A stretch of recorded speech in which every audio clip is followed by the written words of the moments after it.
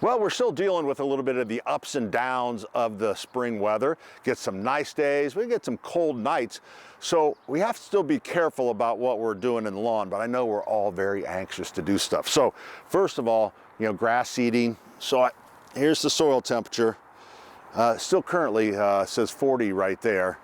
So other areas, could be, but we really want the soil temp in about the mid 50s just to really for grass seed to germinate. Doesn't mean you can't put it down right now, and you can because we're close enough, right? So it should be usually by, I always say sometime in March, early April. So it is time to start grass seed. The other thing is people starting to see the one weird weed is nimblewill, which is not a weed, it's actually a grass.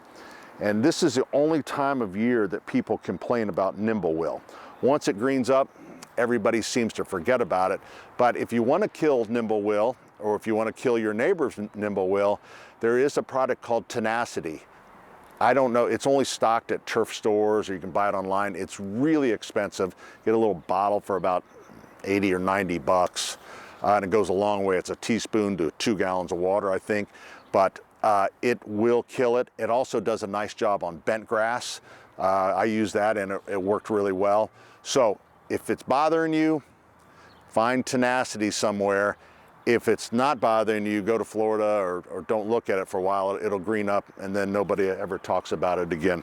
So weed killing though, right now is not a good time. It's still almost early to put down crabgrass control. I would hold off. Yes, I know you're seeing all the companies put it down, but remember, they got a lot of lawns to do, plus they're using different chemicals. If you're doing your own, I would wait minimum about April 15th, I think would be safe.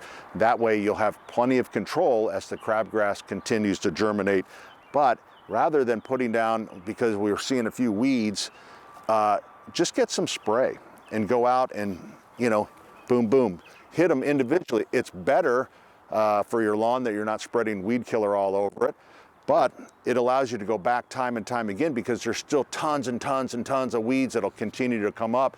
And if you go blow it and put weed killer everywhere, which you don't need, so just spot treat. Now, a lot of people like organic gardening, and I get that. The problem, this is actually an organic listed item.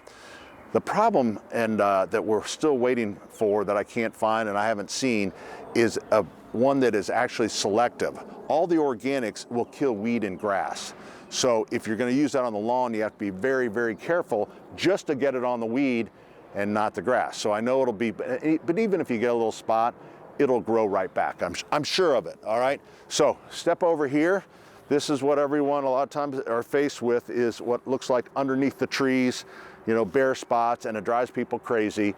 And they plant grass seed there every year, and that's great. You can do that, and it'll come up, and then about June or so, it'll start to die off, and you blame yourself.